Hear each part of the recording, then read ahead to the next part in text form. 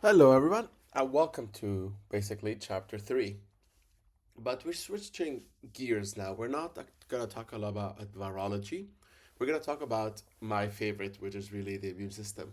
And today, I just want to give, let's say, a quite introductory course about the immune system, just to warm you up for the next couple of weeks, because we will be diving very deeply into immunology. So this course is just to kind of get you a bit warmed up, to make you think how the immune system is really working. We're not going to go into so much details. We're just going to be talking very broadly, just to set the track for the next couple of, let's say, weeks. So basically, what I want you to learn. So these are all the learning outcomes. What I'll be talking about. I'm not going to say all of them. I'm not. You can read this by yourself. But what I want you to learn here is a lot about the in basically your immune system and the lymphatic system, because these two systems, they're not like your, let's say, ordinary systems, like for example the digestive tract, which is a couple of organs together. No, these are literally a series of multiple cells, basically kind of capillaries, all these different things that are in somehow connected with each other. And we're gonna learn how this is connected, how the immune system of these all these different type of cells are literally connecting to each other to create this beautiful system, and how the lymphatic system is literally creating almost kind of the tracks. Think about it in a sense of way. It's literally you have the immune system is literally your train, while the lymphatic system is the tracks and where the train is literally traveling on. And that's how I want you to think about these things right now, and how they work so well together to protect us. But to protect us not just from infection, they protect us, of course, from viruses and bacteria and fungi and parasites and you name it. But this is not the only thing that they need to basically protect you from. It also protects us on a daily basis from cancer.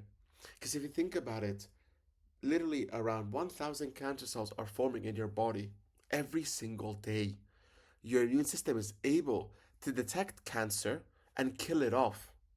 So, and this is all thanks to the immune system, the coordination that the immune cells have together, but also because of the lymphatics. So, we'll be explaining a lot about how these things. So, as we said, our immune system is a beautiful system, that it's an interesting system, that you have multiple different types of cells all working together in some sort of way to actually, protect us. It's not just like one organ, you kind of thing. No, it's cells everywhere that work beautifully together. And they have this beautiful thing of protecting us. They don't only protect us against us, they're basically from, let's say, microorganisms, but they can also protect us from cancer. As I said, their role in cancer is becoming huge. And there's going to be a whole week, which is, for me, is going to be my favorite week, where I'm going to be speaking to you how the immune system can actually, prevent cancer, can actually help treat cancer, but they can also push cancer to grow. So it has multiple roles there, and I'll definitely be talking a lot about that. But I also want to talk about the lymphatic system. So we're going to talk a lot about basically how basically the immune system is able to kind of use the lymphatic system as its tracks to move around and really kind of, let's say, kind of protect us. So the lymphatic system. So I want to start off with this very beautiful picture. I'm quite sure many of you have seen this. So this is your heart. And this kind of blue things over here, these are literally your capillaries, and they're basically the red are your veins. So what usually happens is that, of course, when our blood is basically when our heart takes in oxygen, basically it's trying to put oxygen in it. So you're oxygenating blood. Any oxygenated blood will go to your capillaries, as you most probably guys have learned. So it's gonna go to to basically to your uh,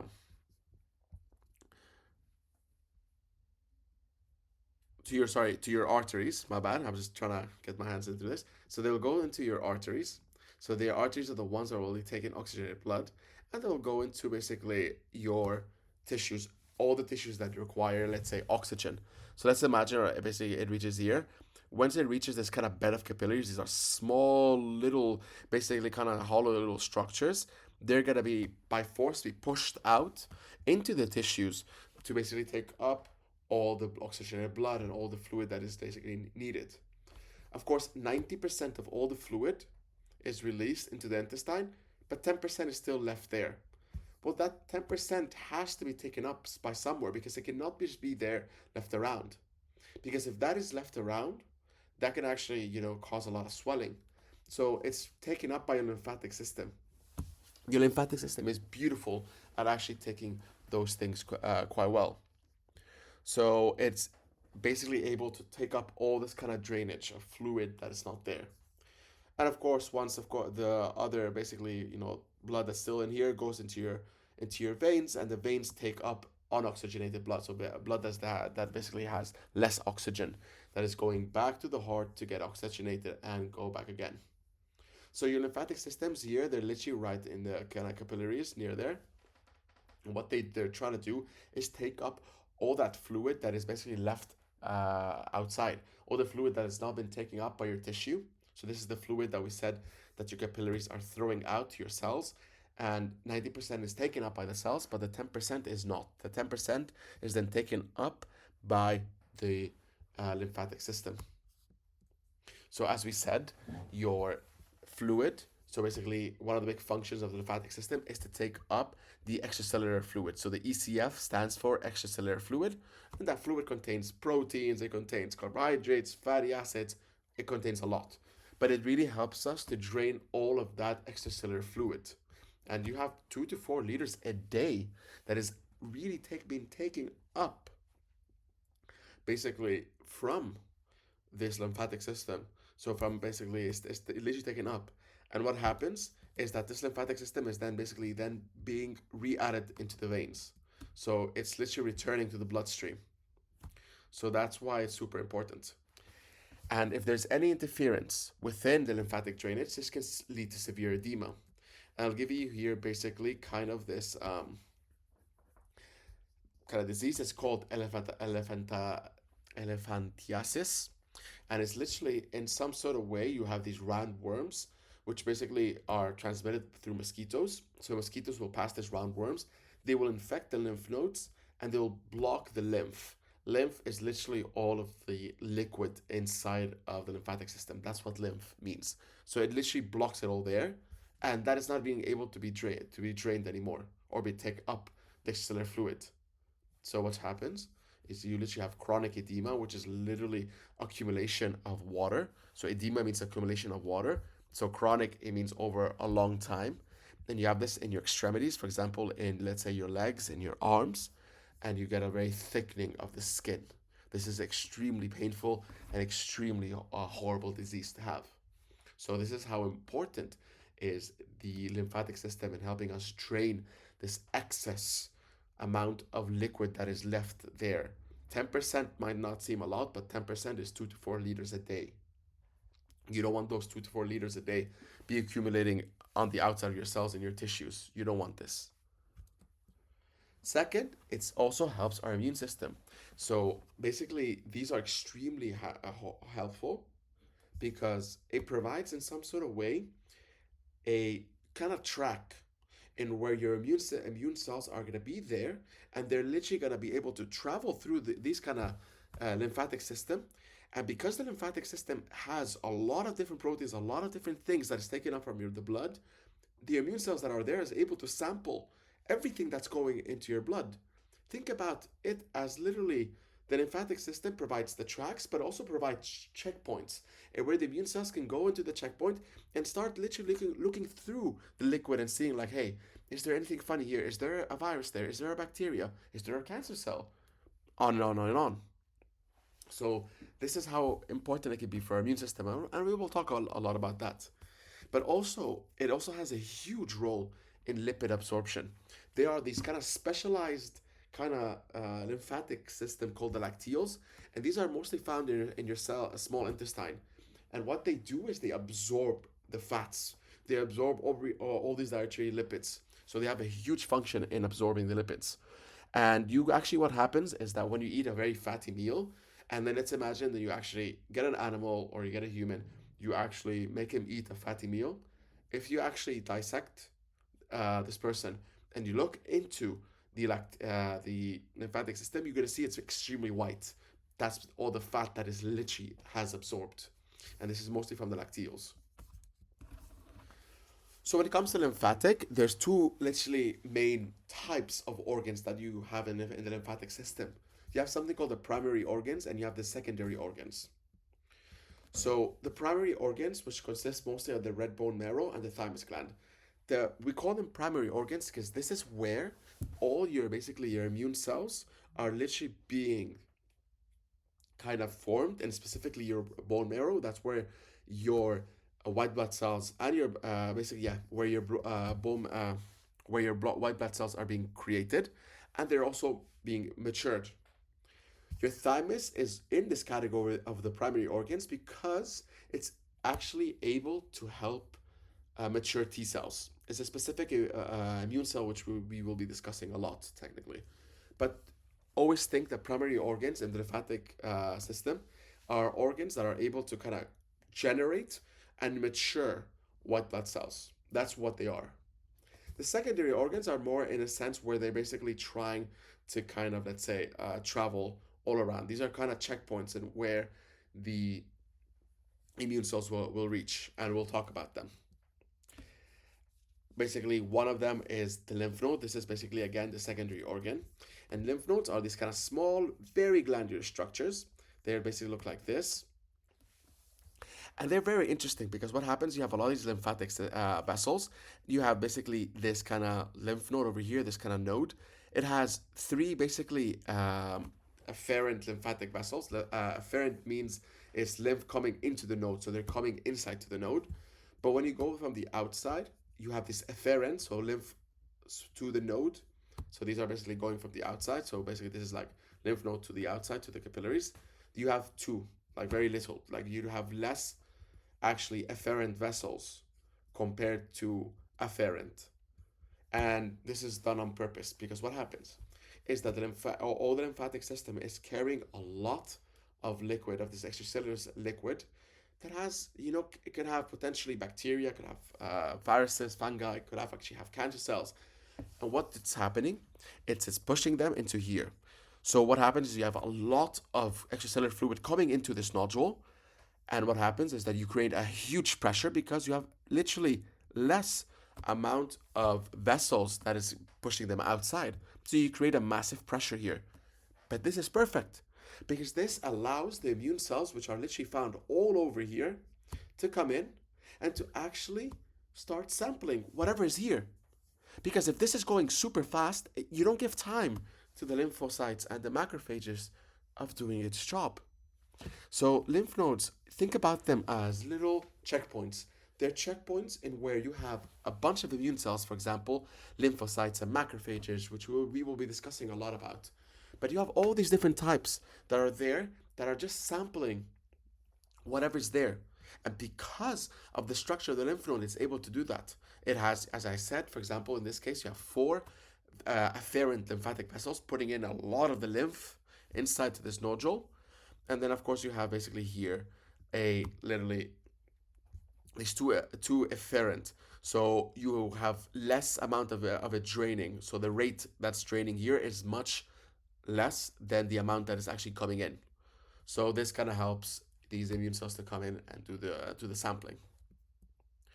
And basically, when it comes to, as we said, the lymphatic organs, there's five. As we said, there's the tonsils, there's the thymus, there's the spleen, the red bone marrow, and then there's the lymph nodes. And as we said before, the thymus and the red bone marrow are primary organs. The the secondary lymphatic organs are your spleen, your tonsils, and your lymph nodes, technically.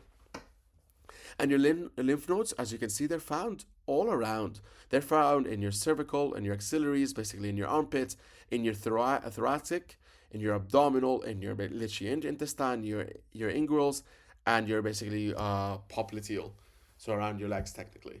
And they're found in these areas because these are the areas where you're going to see a lot of infection, literally around your heart, basically around your throat, because that's where basically all the respiratory viruses or bacteria are coming inside. In your abdomen, you have a lot of basically opportunistic bacteria that are there, literally affecting our stomach. No, it's both stomach a bit, but mostly your intestines, your area, your inguinal areas. Basically, this is coming from the STDs, from your legs, basically that they go inside. So as you can see, you see so many different locations of these lymph nodes, and they're literally done on purpose around there to basically kind of create checkpoints all over your system to make sure that you don't have any random bacteria or viruses going there with unchecked. So always think of lymph nodes as these um, kind of uh, kind of checkpoints where your immune system is just checking what is in actually in our system. So as I said, this is literally the continuation. As what I'm saying, there's more lymph that enters than it leaves in one time. So the rate of how much lymph gets in is much higher than the one that goes out. And this actually helps cells in the nose like macrophages and lymphocytes to really do a lot of the sampling. We have macrophages, which are literally big immune cells that all they do is literally, they just literally think about them as trash cans. They're just eating up all the trash, all the crap that you don't want, they're eating it up. And then lymphocytes are basically immune cells that are able to kind of create a some sort of immune response, some response against a specific bacteria or virus to kill it. And we will be talking a lot about more details about these.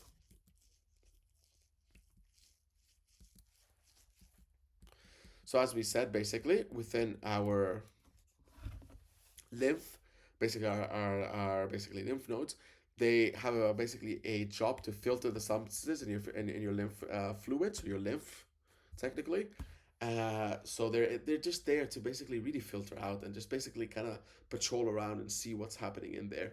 So the lymph can contain many different things. As we know, it contains a lot of fat, but it can contains a lot of proteins, minerals, nutrients, white blood cells, damaged cells, cancer cells, bacteria, and viruses. And the ones basically shown here in red, these are the things that our immune system, specifically your lymphocytes, are just there, really looking through and asking yourself, like, hey, these are shouldn't be there. Something is wrong, And it kind of helps our immune system to start to recognize, like, hey, something is wrong here.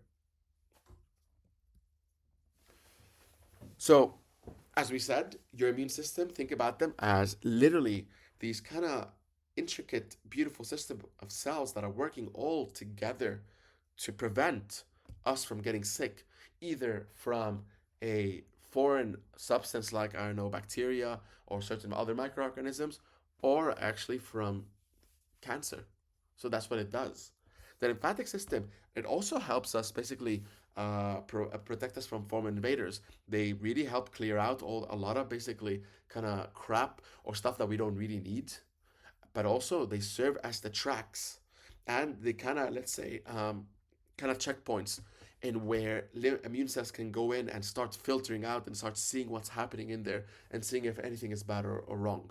So think about that these two systems are working so beautifully well together in a sense that they're literally really helping our whole body from getting sick.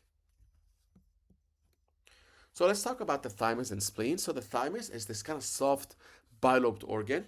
It's literally located just above the heart. It's called in a place called the mediastinum. I'll send you a picture in a bit. And basically, children have actually a large thymus, but the sad thing is that over the age, this thymus starts to shrink more and more and more. And it has a huge function because, as we said, the spleen is the place that where basically all the white blood cells are being formed. The thymus is where T cells, and specifically these they're called lymphocytes, or they're a subcategory of lymphocytes called T lymphocytes. These T lymphocytes or T cells, what they do is they really go to the thymus and they are just generally kind of matured there.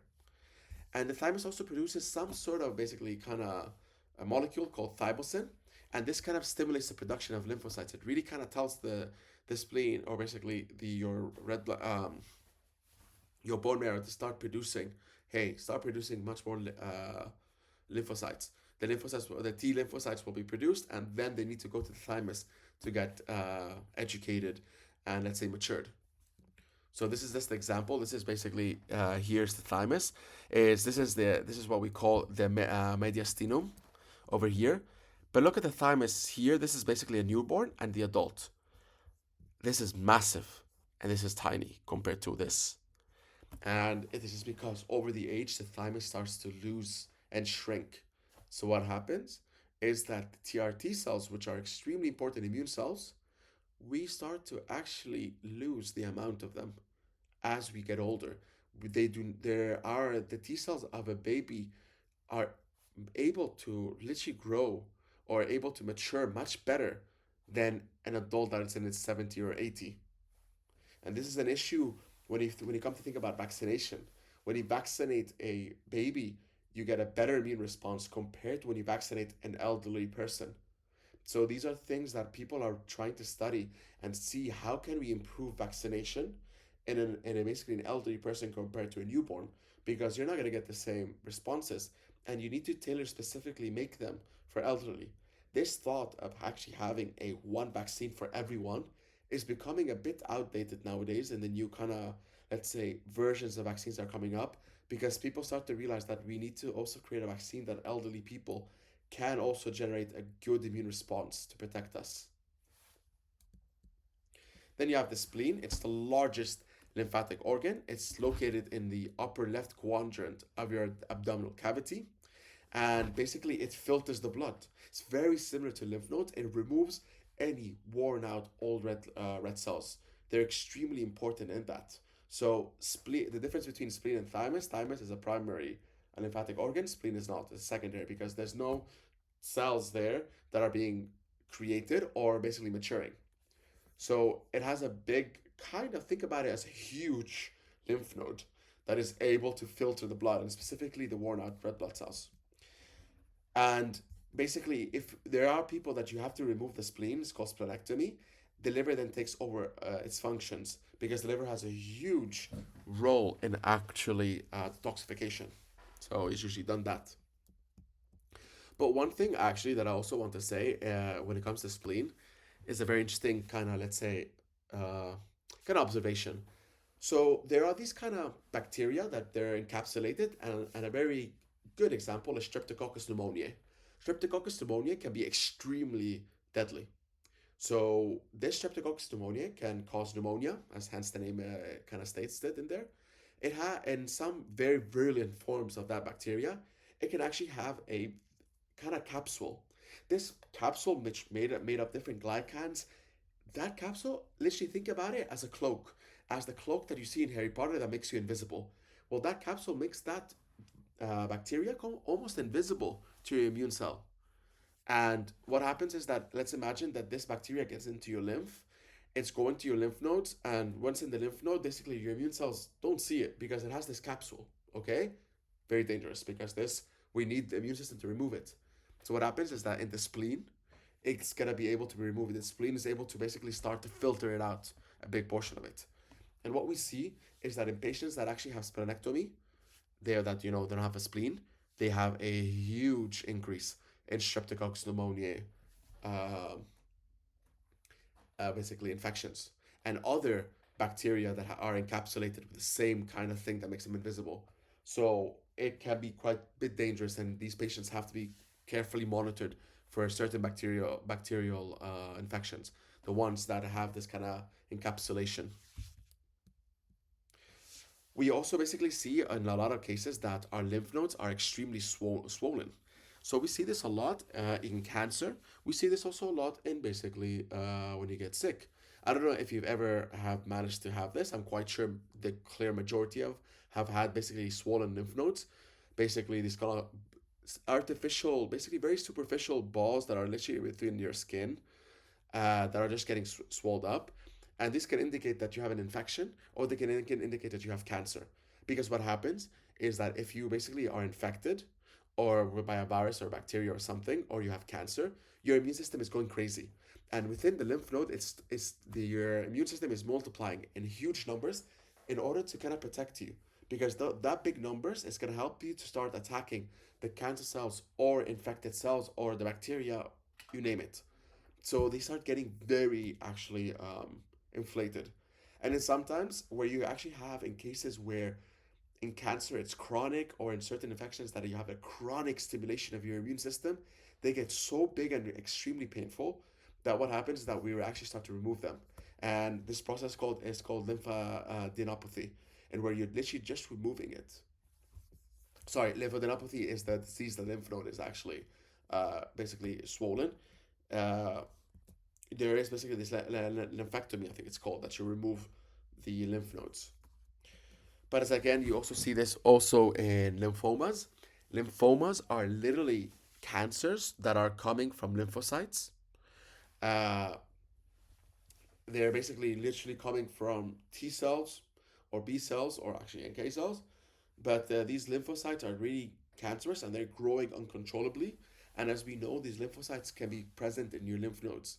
So they start to create these massive, big lymph nodes. And usually you see this a lot in lymphomas. So you see this child over here, these literally swollen glands, these are basically your lymph nodes. And this poor kid has lymphoma, so the cancer originating from the lymphocytes, and they're literally growing inside the lymph nodes. Of course, tonsils are also in some sort of way basically are lymph nodes. They can also be extremely swollen when basically they're infected. I'm almost sure that almost everyone here has had swollen tonsils, and they can be extremely get you can see this clearly looks like a bacterial infection because you have this white pus that's originating, and that's very indicative. You don't see this with viruses, you see this a lot with bacteria.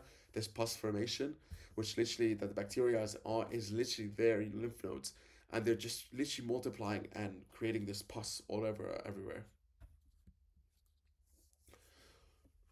So as we said, then basically this is basically your lymphatic system. I think this is the end of it. Yes. So this is the end of your of how much I'm going to talk about the lymphatic system.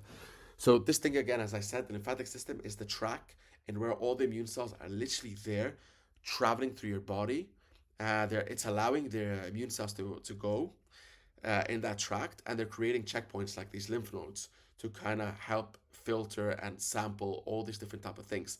The lymphatic system also helps to clear the extracellular fluids and also helps in the fat absorption. So now let's talk about the immune system.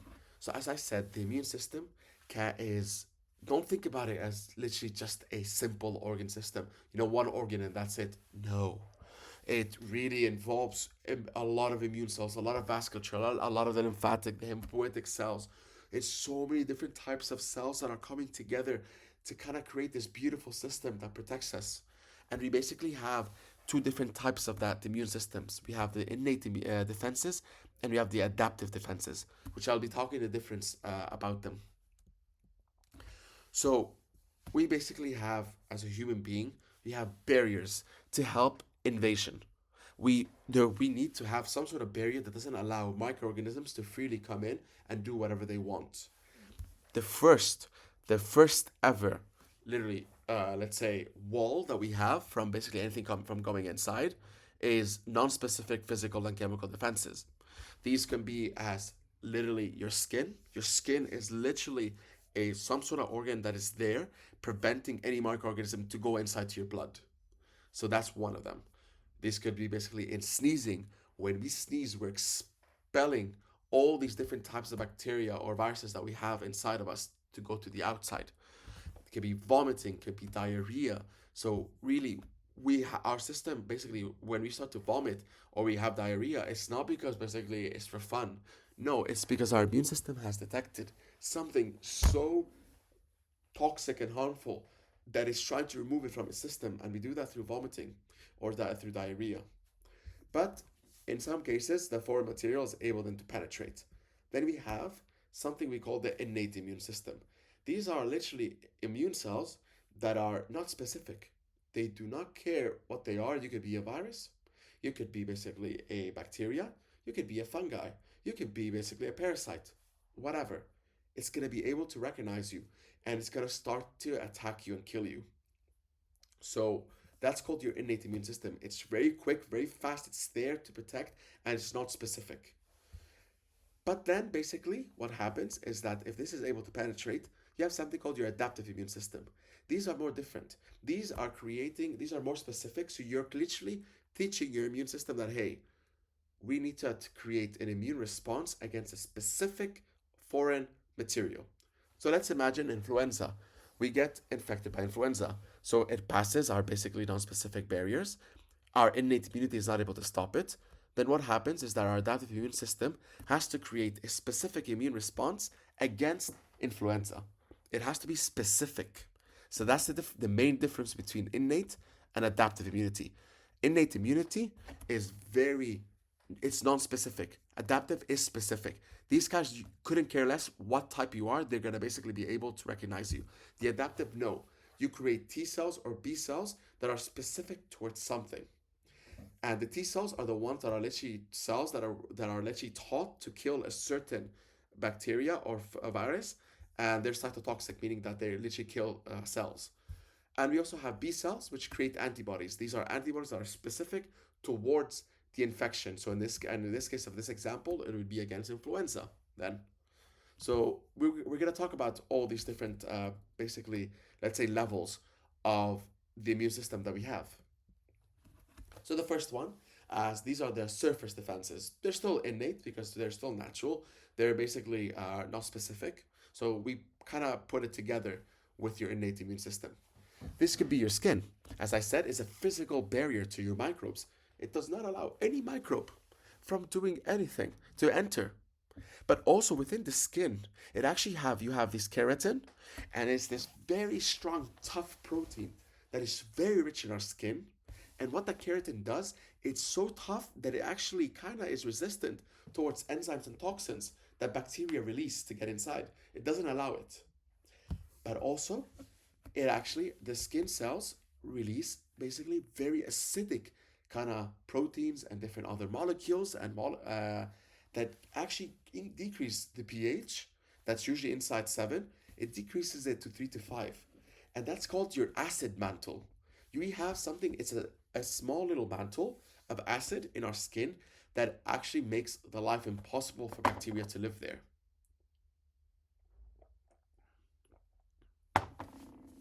So this is one thing that is a bit counterproductive that what we do. This is a nice, interesting kind of thing for you guys to think about. I remember this is I'm gonna use this example to describe this. I remember doing my bachelor thesis, we were working a lot with bacteria. We were using bacteria to clone, basically make proteins and everything. And I remember I had one of my lab mates was extremely germophobic. So the poor thing, she was very afraid of germs. It's a real disease, and it's actually quite hard to live with. And she was extremely afraid to the point that every 5 to 10 minutes she was washing her skin. But this continued on for almost 6, 7 months. And to the point, she burned away her acid mantle. So bases and acids, as we know, once they get together, they form, some sort of salt, and they also give you water. So you neutralize basically, and you get a more, let's say, neutral pH. Well, that's what she was doing. She was literally removing these acid mantles in her hands because she was putting a base, which is a soap, constantly, and her hands were extremely um, susceptible to infections because she had no more of this acid mantle and she was getting infections left and right. So poor thing had to quit, and I guess she had to go into something else that it was not involving the lab. So don't think that, sure, yes, cleaning is extremely important, but excessive cleaning can be extremely bad because it could really mess up with the acid mantle that we have that is protecting you already. So keep that in mind. We also have the mucosa. These is basically are literally physical barriers within our mucus, basically in our mucosal areas. These are basically through your nose, through basically your throat. This could be from basically more our rectum area, more our vaginal area, or more our penis area. These kind of areas produce a lot of chemicals that are there to kind of stop and kind of break down any bacteria that's doing or trying to do anything in there. So it kind of stops it. Then you also have gastric mucosa. So basically, in your stomach, you have an insane amount of acidity. In our stomach, the pH is going down to 2, and there we're able to prevent any viruses to go inside. So that's why there's a lot of viruses or bacteria that even though we ingest it, it's not going to do us anything because our gastric mucosa is able to kill it off. But also our saliva and our tears, so this is the lacrimal fluid, it contains lysozymes. These are literally enzymes that cut off a lot of lipids and a lot of different other things that are literally there to kind of protect us in some sort of way. So literally, this is what happens when something gets in our eye. We start to literally release tears. We don't do this because we're sensitive beings. No, we do this because this um, kind of, let's say, kind of secretion, this kind of these teardrops have these enzymes that are able to kind of, you know, remove whatever got into our eye. And we have basically mucus. Mucus, this can be as simple as literally the phlegm that we have literally in our lungs. This could be the boogers that we have in our nose. They're literally helping us to protect us. They're protecting us also from from bacteria viruses that get inside because there's this gooey substance that are trapping them in. Another thing that actually is not written here is also hairs. If you look at our noses, we have a lot of these kind of nasal hairs. These guys are literally moving back and forth, and they can push out a lot of bacteria and a lot of viruses outside, actually, and this is extremely important. But this is basically it when it comes to the, let's say, surface defenses. So let's talk about the internal defenses, the innate ones. These are the ones, these are basically natural. These are literally not specific. They don't care. They're there already ready to fight. We have different types. We have these phagocytes. Phagocytes, literally, the word means cells that eat. Phago in Greek means eating. So these are literally cells that eat. And the biggest ones are macrophages. So we have macrophages that are literally human trash cans. They literally go around and start eating everything. They can eat dead cells. They can eat dead proteins. They can eat dead viruses. They can eat dead bacteria. They do a lot of killing. So these are extremely important, not just from a position of protecting us, but there's a lot of cells that are dying constantly in our system. We need cells to come up and clean this mess because if you leave that cell there, it can be dangerous because it can actually cause our immune system to go crazy. So macrophages come up and they start to clean that up. And of course, there's different types of macrophages, which we'll be talking about later. They can be derived from monocytes. They can be basically roaming free through your tissues. These are called free macrophages. You have specialized macrophages, macrophages that are found in your liver, because in your liver you have a lot of detoxifying agents and a lot of basically this kind of things that are we're trying to detoxify from that are just there to kill. So these are specialized macrophages that are really good at eating up. But you also have macrophages in your brain. They're called microglia. These have to be specific macrophages that are not creating too much of an immune response because if too much, if there's a big, huge immune response in your brain, it can kill your neurons. So these are basically, for example, your microglia. And as I said, they can ingest cellular debris, foreign material, bacteria, fungi. They can ingest a lot of stuff. Then you have neutrophils. These are smaller cells than your macrophages. They also ingest pathogens, but neutrophils can also kill through multiple ways. One way is through phagocytosis, but another way is called through trogocytosis. They can literally eat. Trogo is literally nibbles. Trogo literally means swallowing in Greek. So phagocytosis, you're literally eating a whole big, let's say, bacteria, the whole damn thing. Neutrophils, no. They do trogocytosis. They nibble. They take small pieces from the bacteria or from a cancer cell. So it's smaller eating. Eosinophils also they do a lot of basically eating, but they love to eat and generally more like kind of parasites. These are bigger than bacteria. Sometimes macrophages are not able to eat it up the full thing. Eosinophils can do. But eosinophils, what they do a lot is they are more involved in basically allergies. So we will be talking about these a bit later on, actually. And mast cells are a different type of phagocytic cells. They can also eat up various bacteria, but mast cells also has a huge role in allergies. So I'll be talking a lot about the xenophils and mast cells a bit later on. And then you have a different type of cells. These are still part of your innate immune system. These are natural killer cells. We call them NK for short. These are very small, and these are very non-specific. They don't care, as I said. They will eat anything that is non-self, but they don't phagocytose. They do not eat. They don't have the capacity. They're too small to eat. Think about it that way.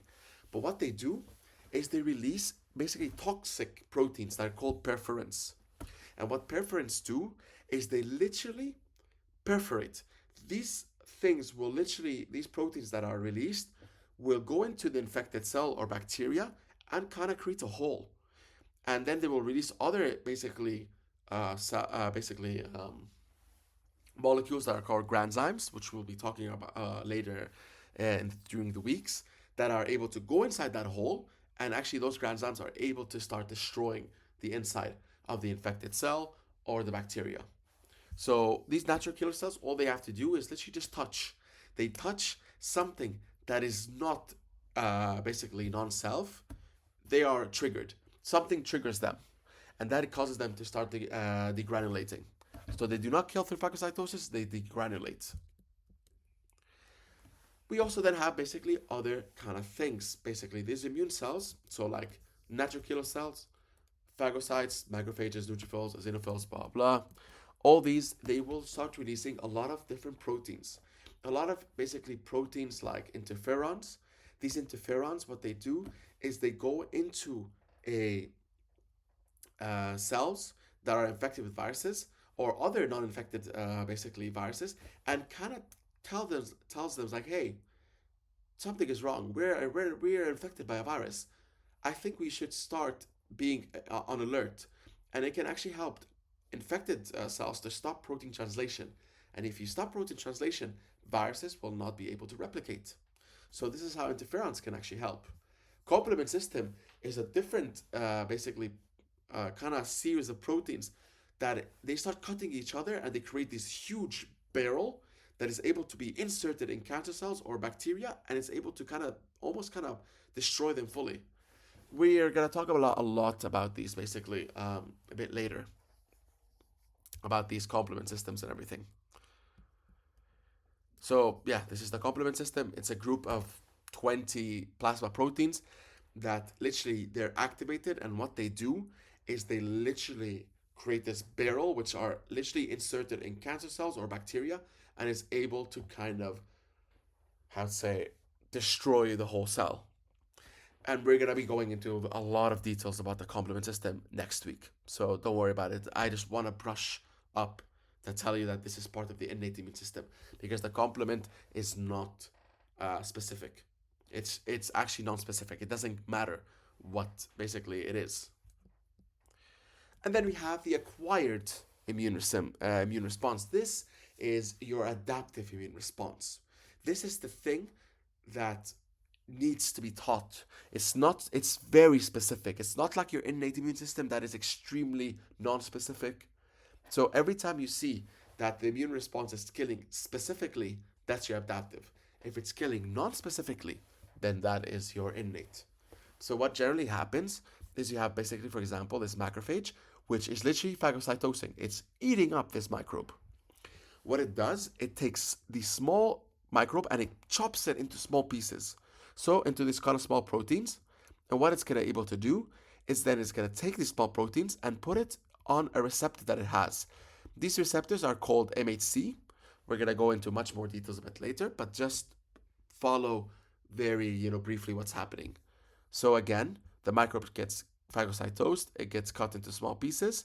The proteins are then put up in the MHC, and what's able to do, this MHC goes onto your adaptive immune cells. This could be, for example, your T cells, or it could be your B cells, for example. So if it goes to your T cell, it's actually going to basically here, you have the MHC with literally this protein over here. This protein, so what this macrophage is trying to do is kind of teach this T cells like, hey, we're being infected by a microbe, and this microbe has this protein. Please learn that you need to start killing anything that has this protein that is specific to this microbe. So you start creating a B cell that start creating antibodies against that protein. Or you start creating cytotoxic T cells that are able to recognize this microbe that has this protein and it's able to kill it. So this is where the specificity comes. This is where you have your innate immune cells that are literally eating anything up, gobbling anything up. It's cutting into small pieces, and it's literally going to your T cells or your B cells, and it's teaching them like, hey, please learn and educate yourself to kill anything that has this protein. So this is where the specificity comes into place. So you have two different types of responses. You basically have the B cell response and the T cell response. So the B cells, we call this humoral immunity, because what happens is that you're creating a B cell, basically B cells to create antibodies. So what happens is that in this case over here, you have your helper T cells. They basically teach the B cells here that, hey, you need to start attacking anything that has this protein. Okay, you do that. So let's imagine these are your B cells right now. They bind to basically now that protein. So in this case, let's say this is the influenza. It gets activated, it starts to proliferate, and it starts to create antibodies against it. So this is called your humoral immune response. It's literally a specific immune response to create antibodies against whatever you're being infected.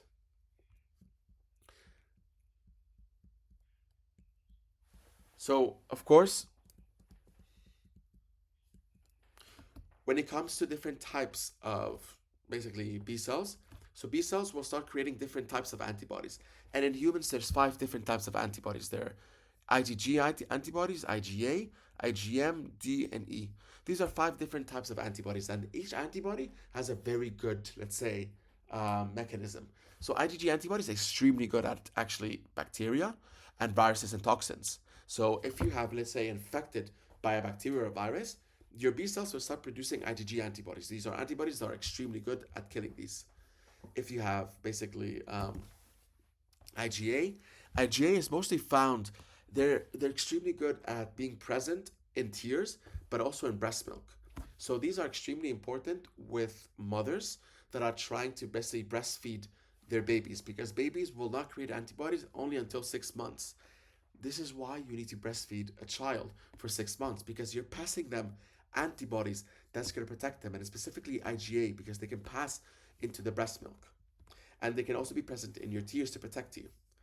We also have IgM. IgM are huge antibodies that are extremely important just in the early infection, because they're so big, they're able to trap so many bacteria or viruses together. So these are only produced at the beginning. Then you have IgD. IgD are these antibodies that are literally found here. These are helping the B cell to basically kind of be activated. So those antibodies are really required, not really for killing. They're helping the B cells to be activated. And then you have IgE antibodies.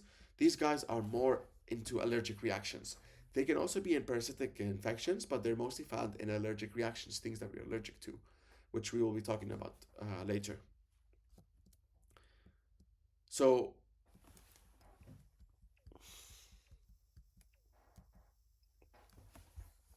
So basically, what we see here, this is basically again a recap of what's happening. So you have this basically invader, this foreign antigen that comes in. The B cell is literally gonna come in. It's gonna bind to it. So you have basically, as I said here, you have 3 different B cells. So basically, the ones basically with this blue receptor, this blue IgD, this red IgD, and this green IgD. So what's happening is that this basically green IgD is the only one that's able to bind to this, is specific to it. So hence specificity. So it recognizes it, and then it's literally going to start being activated. It's literally gonna create plasma cells. It's literally gonna be transformed into plasma cells. So B cells get transformed into plasma cells, and these plasma cells start to release antibodies, and these antibodies are then able to bind to your virus now. So you created a specific antibody against this specific invader. But what happens also, you have a memory response. So rather than being just transformed into plasma cells, these basically B cells now are basically created into memory, meaning that they're going to persist there for literally a lifetime. They're going to be there for your rest of your life. Majority. In some cases, they can be there for just 5, 6 years. That's why sometimes you need to boost the vaccination. But in many cases, they can be there for literally the rest of your life. Because what happens is that if you get basically infected again with the same invader, these memory cells are going to be able to actually recognize it, and you're going to actually go and kill it. So this whole process takes 10 to 17 days. So adaptive immune system takes time. Innate is so quick and there because it's there, it's ready. You don't need to teach your immune response. In your adaptive, you need to teach it to be specific, and that can take 10 to 17 days.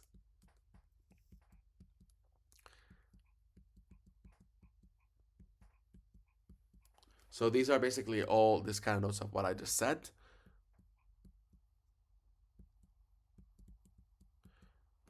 So when it comes to antibodies, so antibodies, once they actually bind to antigens, they are able to kind of, let's say, remove it or kill it through many different ways.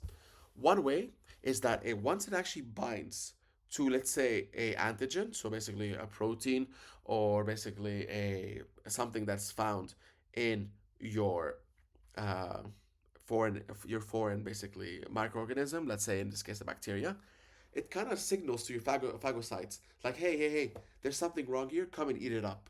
So it really kind of helps phagocytes to kind of recognize uh, basically foreign material. But also basically what it can also do is that it can actually cover up toxic portions of an antigen. So let's imagine in the case of certain bacteria that release toxins. And I'm thinking of a good example here is basically diphtheria. So this is basically tetanus. So diphtheria is a bacteria that releases tetanus, and tetanus is a toxin that can make our muscles paralyzed. And what happens is that the antibody can basically neutralize that toxin from ever doing anything harmful to us. So that's one way of actually how it can actually protect us. Another way is activating this complement. So let's imagine that you have a bacteria. The antibodies bind to the bacteria. The These antibodies activate your complement system. So these are the innate immune cells that are proteins that are able to create this massive structures, these kind of barrel structures that are going inside the bacteria and destroying it. So these are extremely important. So one thing about the immunity, basically adaptive immune system, is that it's a slow process, as I said. But one thing that is beautiful is that it creates a memory. And what happens is that this memory really helps, sorry, it really helps us during our second exposure. So let's imagine here, this is your first exposure to influenza. It takes basically a long time. So it takes, let's say here, 7 to 14 days or 17 days or 10 to 17 days to actually have a antibody response. So, but then what happens is that we also create memory B cells. So what happens is that the second time we are exposed to the same influenza is that this is a much more faster, way much more faster because we already have memory B cells there. We don't need to teach them again. No, they're there. They go there, get activated, and they start to create much more antibodies. So you have a faster rate and a much more stronger immune response. So this is something that you see a lot with your adaptive immune system. You don't see this with your innate immune system. So now you have the second type, which is a cell-mediated immunity. And these are more into your T cells. So these T cells are the ones that are basically being more matured in your thymus. And you have different types of them. You have your helper T cells, CD4. These are orchestrating your B cells to basically create antibody responses. But these can be also cytotoxic T cells. These are cells that actually destroy infected cells. And you also have suppressor cells. You have T cells that are actually there to suppress B cells and other immune cells from doing its basically job. And this can be extremely helpful in where you actually have too much activation of immune response, like for example, in autoinflammatory diseases where you have an autoimmune response, so an immune response against your own self, you need these suppressor cells to stop it. And I'll be talking about them more there. So as I said, T cells mature in the thymus. They basically are formed in your bone marrow, but they mature in your thymus. You have helper T cells. They are basically, help your immune system to kind of, you know, get activated and create a new immune response. And you have killer T cells, and these ones destroy infected body cells. And then you have memory T cells, so basically similar to the B cell kind of response. These are created basically after an infection, which are then specific towards that infection, and they help you that if you're basically infected again with the same infection, to create much more. So basically, these are killer T cells. So what happens is that imagine now you have your T cells now here. They're basically these are specific towards this kind of, let's say, protein. So what they do, they literally will come, and they will literally go to this infected cell, and it actually will bind to this protein that now it's basically taught against, and that is going to tell us like, oh damn, I need to kill this cell. And similar to how the NK cells kill, they start to release perforins, which are shown literally in this kind of red, and they create pores. So these pores allow these other basically kind of stuff called granzymes, which are shown here in blue, to go inside and kill this whole cell. So remember, you have basically in the immunity, in the adaptive immunity, you have something called passive immunity and active immunity. Passive immunity is literally in the case of where you're literally being passed on a specific type of immunity. So that's what it means. So this is an example for this is literally when babies take up the IgA antibodies. As we said, basically, we're literally giving a specific immune response passively. We're literally kind of giving the antibodies against a specific viruses or bacteria to the baby by basically through milk. So that's basically passive immunity. It's literally acquired naturally. And then you have an active. And this is actually either through, an actual encounter with an infection or through vaccination. So this is more that we get infected or we vaccinate, and your immune response has to now develop actually this adaptive immune response towards it. So it's active. So our immune system has to be activated to basically create an adaptive immune response. In this case of passive, no. You're literally being given it. Think about basically IgA being passed from the milk of a mother to the baby. Because now the baby, its immune system is not active. You're not activating it. You're literally giving already the antibodies to help it. So I'm going to stop here. I think it's the perfect time. Thank you.